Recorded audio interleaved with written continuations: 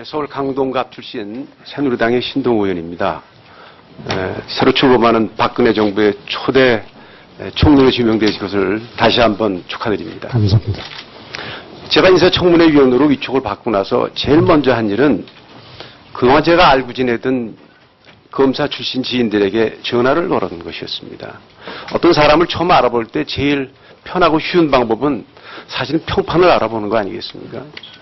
여러 사람 통화를 했는데 다행스럽게도 평이 아주 좋으시더군요. 저는 이렇게 생각합니다.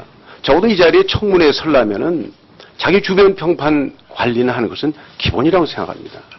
가끔 평판 유지도 못하는 분들이 청문회에 나서시겠다고 해서 여러 사람을 피곤하게 하는 일이 있었거든요. 근데 말이죠. 지금 후보자께서 주 경력인 검찰 일에서는 우리 국민 생활의 아주 일부분을 다루는 일이었습니다. 그런데 이제 맡으시게 될 국무총리라는 자리는 국민 생활의 모든 면을 보살펴야 되는 막중한 자리입니다. 그래서 과연 국민 여러분들은 이 법조 경력만 가지고 있는 후보자께서 정말 이 앞에 산적한 어려운 난제들 행정각부를 지휘하면서 또 국회와 소통하면서 풀어갈 수 있겠는가 한편으로 기대를 하면서 또 우려를 하고 있습니다. 총리 역할에 대해서는 우리 존경하는 김희정 의원님께서도 질문을 하셨고 답을 하셨기 때문에 중복은 안 하겠습니다만은 아마 국민 여러분께서 이런 걸 기대하실 겁니다. 총리 후보자께. 과연 대통령께서 판단하실 때 이게 아니다 싶을 때는 누군가 직언해야 될 거 아니냐. 총리라도 나서서 직언해야 될 거 아니냐. 어떻습니까? 과거 주직에서 근무하실 때 좀 윗분들에게 바른 소리를 좀 하신 편이었습니까? 바른 소리 정도가 아니라 저는 상당히 옳다고 생각할 때는 그걸 관철하려고 많이 노력을 했습니다. 지금 위원님께서 염려해 주시는 그런 연료가 있다는 것도 잘 알고 있습니다. 그런데 제가 다양한 경험을 했기 때문에 그 경험을 바탕으로 하고 또 좀 서민적인 삶도 살았고 또 조금 그것도 신분이 변화된 삶도 살아봤기 때문에 그런 다양한 경험과 아까 과찬의 말씀을 하셨습니다만 검찰에 있는 동안에 저는 정의를 실현하려고 노력했고 그런 것이 우리 후배들이 저에 대한 평가를 하는데 바탕이 되었다고 생각하기 때문에 그런 정신을 살려서 앞으로 올바른 일은 올바르게 가도록 노력하겠습니다. 이제 청와대 비서진도 이제 대통령을 보좌하면서 행정각부를 이끄는 역할을 하게 됩니다. 과거의 예를 보면요. 이 청와대 비서진들과 총리실 간의 역할이 엉클어트린 수가 있습니다. 그래서 갈등이 유발되기도 합니다.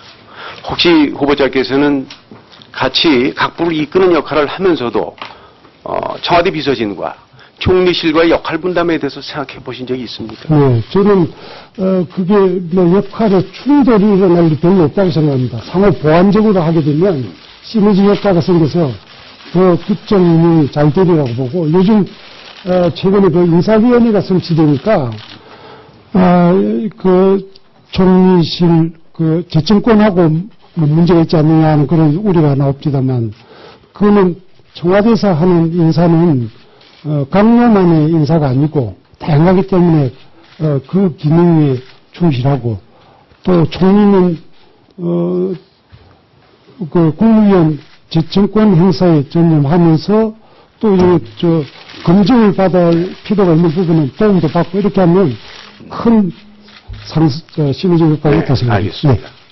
민생 문제 하나 좀 짚고 나가겠습니다. 요즘 주택 경기가 이게 침체가 돼서 중산층 서민들의 시름이 깊습니다. 집 가진 분들은 집값은 떨어지고 팔래야 팔 수도 없고 또 세 사는 분들은 전세값이 탁같이 오르고 이게 이제 소비 위축 경기 침체로 이어지고 다시 이거 집값을 떨어뜨린 이 악순환에 빠져 들어가고 있는 것으로 보입니다. 근데 이 정책 당국이나 우리 정치권의 반응, 대응을 보고 일반 국민들은 이 사태의 긴박함이나 심각성을 잘 모르는 거 아니냐 이렇게 제 지역구에 나가면은 목소리가 큽니다. 현재의 주택 경기 상황에 대해서 후보자께서는 어떻게 파악하고 계십니까? 주택 경기가 좋지 않다고 생각합니다. 지금 거래도 많이 끊어졌고 또 거기다가 주택 가격까지 하락해서 하우스 푸어, 렌트 푸어 하는 용어가 생겨날 정도에 이르렀다고 생각합니다. 이제는 더 심각하게 생각을 하고 지금 주택 그 지분 매입 제도라든지 모기지 제도, 그다음에 행복주택 이런 제도를 앞으로 활성화시켜가지고 이런 문제는 우선적으로 해결해 가도록 노력하겠습니다. 근데 이제 문제는 이 대책이 말이죠. 이게 종합 대책이 돼야 됩니다.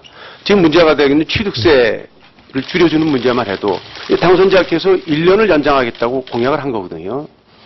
이제 하다 보면 이 부처 간에 또 의견이 다릅니다. 지방세 세수 보완해 줘야 될 거 아니냐. 이런 문제 때문에 우선 6개월간 하는 거로 아마 내부적으로 정리가 된 것 같은데 제가 보기에는 이 정부 대책이 종합적이어야 됩니다. 그래서 저는 이제 총리가 되시면은 총리가 주재하는 종합대책 TF를 만들어서 실효적이고 종합적인 대책을, 특별한 대책을 내놓고 이걸 주기적으로 체크하는 그런 시스템이 필요하다고 생각되는데 어떻게 생각하십니까? 네, 아주 적절하신 지적이라 생각하고 그거야말로 총리가 할 일이라고 생각합니다.